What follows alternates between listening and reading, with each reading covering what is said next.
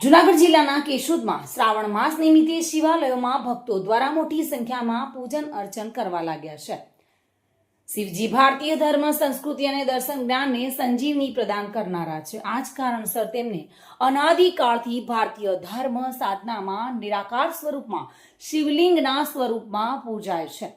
શિવલિંગને સૃષ્ટિની સર્વવ્યાપકતાનું પ્રતીક માનવામાં આવે છે.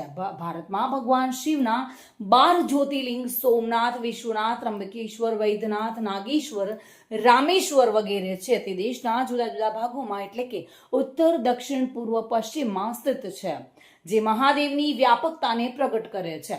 શિવને ઉદાર હૃદય અર્થાત ભોલે ભંડારી કહેવામાં આવે છે.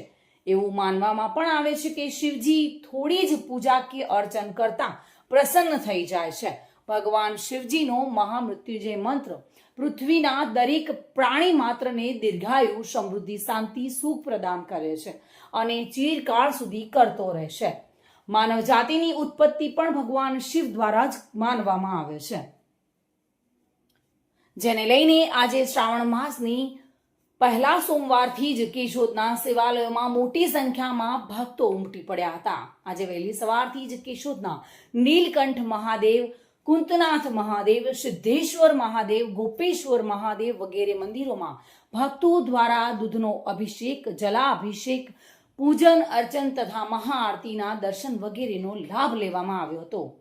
ભક્તોના જણાવ્યા મુજબ શ્રાવણ માસમાં પ્રકૃતિ અપરંપાર ખીલી ઉઠી છે અને આ સમયે ભગવાન શિવજીની પૂજા કરતા પ્રસન્નતા થાય છે. ભગવાન શિવજી દીર્ઘાયુ આપનારા પણ માનવામાં આવે છે. દર સોમવારે પણ દર્શન, અર્ચન, પૂજા આરતીનું ખૂબ જ મહત્વ રહેલું છે, જેને લઈને ભક્તો મોટી સંખ્યામાં શિવ મંદિરોમાં ઉમટી પડેલા જોવા મળ્યા હતા. મધુ રાવલિયા સાથે bureau report, today Gujarati news.